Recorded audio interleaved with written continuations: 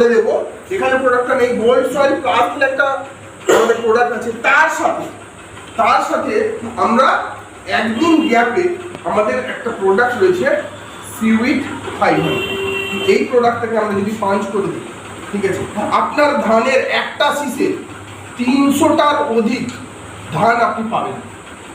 একটা শীষে মোটামুটি 200-250 হয়, ঠিক আছে। 300 থেকে 350 একটা শীষে আপনারা ধান পাবেন, এটা গ্যারেন্টি।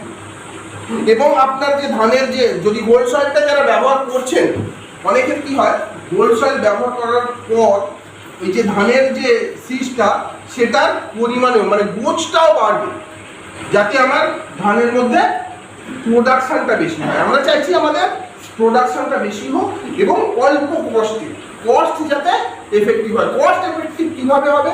দেখুন, শুরুতেই আমার কস্ট এফেক্টিভ হয়তো অতটা হবে না। কেন? আমরা বলছি যে এই প্রোডাক্টটা ব্যবহার করাকালীন আমরা কেমিক্যাল ফার্টিলাইজার বা কেমিক্যাল সারটাকে কমাবো, কিন্তু শুরুতেই এতদিন ধরে আপনারা একটা জমিতে কেমিক্যাল সার ব্যবহার করে এসেছেন, তো ফার্স্ট ডেতেই আপনি কেমিক্যাল সারটাকে পুরো ফ্রি করতে পারবেন না, পুরো শেষ করতে পারবেন না। কেমিক্যালটাকে 20% কমিয়ে দিন। জমিতে ধরুন 50 কিলো কেমিক্যাল সার ব্যবহার করছি, ঠিক আছে, একটা জমিতে, সেখানে আপনি 40 কিলো দিন। 20 কিলোর জায়গায় 50 কিলোর জায়গায় 40 কিলো দিন। এবং এই 40 কিলো দেওয়ার ফলে আপনার একটা কস্ট করলো, সেখানে আপনি কি করলেন, এই প্রোডাক্টটাকে এন্ট্রি করিয়ে দিলেন। সেকেন্ড চার্জ যখন হবে আরো 20% কমিয়ে দিন, মানে 40% আপনার কমে গেল। থার্ড চার্জ যখন হবে তখন আরো 20% কমিয়ে দিন, মানে ওই দিনেই আসে। একটা জমিতে 3 বার চাষ হয় মোটামুটি, মিনিমাম তো 2 বার হয় একটা জমিতে, ঠিক আছে। 3 বারও অনেকবার চাষ হয় অনেক।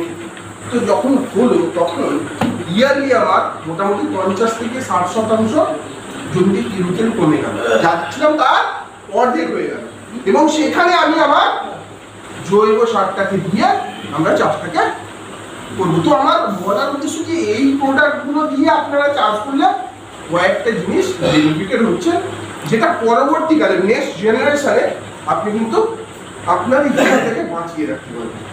না হলে কি হবে, জমিতে কেমিক্যাল সার প্রয়োগ করতে করতে ধরুন যে জমিতে আজ থেকে 20 বছর 25 বছর আগে কেমিক্যাল সার ব্যবহার করছিল, তখন কত দিলে একটা 1 একর জমিতে বা 1 বিঘা জমিতে কতটা দিচ্ছিলেন? যদি কেউ বলেন বলেন 25 বছর আগে, হ্যাঁ, আগেকার দিনে মোটামুটি কত ব্যবহার করা হতো আগের জেনারেশনে?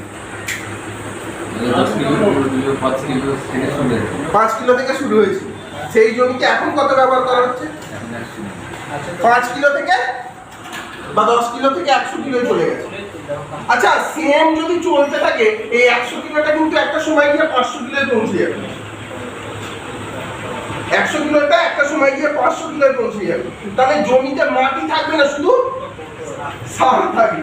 আর যদি এরকম চলতে থাকে, সার তো আপনারা আমি প্রথমেই বললাম যে একটা জায়গায় ইউরিয়া ঢেলে রাখুন এখানটা, আর 1 সপ্তাহ 7 দিন পরে ইউরিয়াটা ওখান থেকে সরিয়ে নিন, তারপরে দেখুন খেলাটা কি হবে। এখানটা ধরুন এই সবুজ ঘাসের উপরে 1 বস্তা সার ঢেলে রেখেছে, ওটাকে 1 সপ্তাহ পর সরিয়ে নিল, ওই জায়গাটা কি অবস্থা হবে?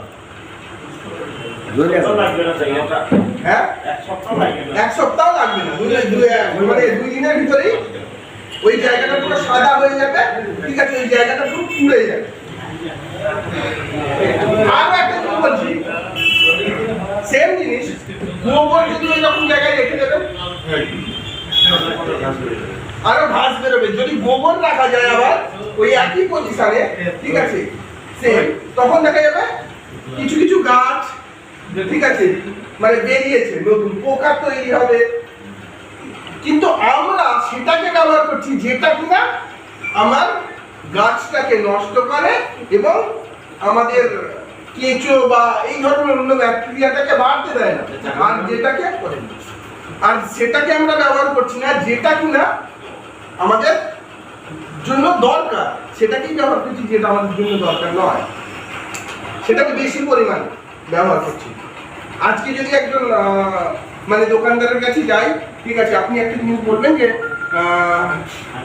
দোকানদারকে, দাদা এই ওষুধটা দিলেন এটা কাজ করলো, হতেই পারে অনেক সময় হয়তো যে একটা ওষুধ দিয়েছে দোকানদার কাজ করেনি, দোকানদার কি বলবে, আরো একটা ভালো পাওয়ারফুল ওষুধ, এটা নিয়ে গিয়ে মেরে দেবেন, আপনি মেরে দেবেন। কিন্তু আলটিমেট যে কারণে নেওয়া সেই উদ্দেশ্যটা আমাদের সফল হচ্ছে না। তো ধীরে ধীরে আমাদের নিজেদেরই একটা সমস্যার সম্মুখীন হতে হবে। বলবো যে আপনারা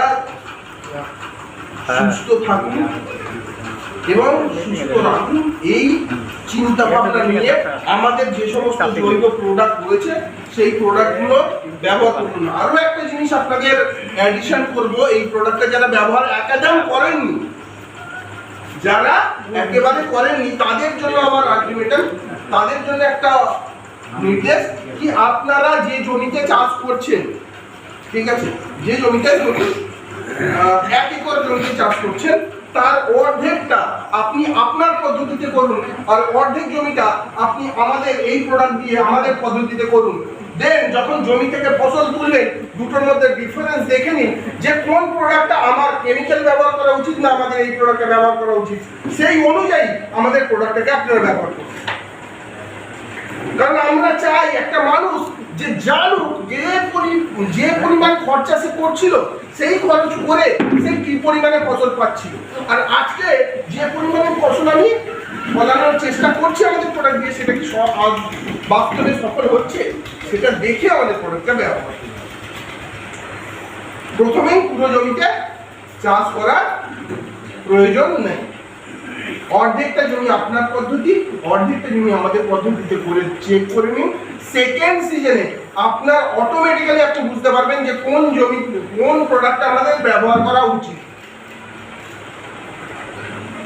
তো আমি আর বক্তব্য দীর্ঘায়িত করব না, শুধুমাত্র একটাই জিনিস, যারা যারা চাষ করা শুরু করছেন, ঠিক আছে, তারা শুরুতেই আমাদের প্রোডাক্ট দিয়ে যদি চাষ করেন, এটা গ্যারেন্টি যে আপনি যে পদ্ধতিতে বা যে খরচে এতদিন চাষ করে যে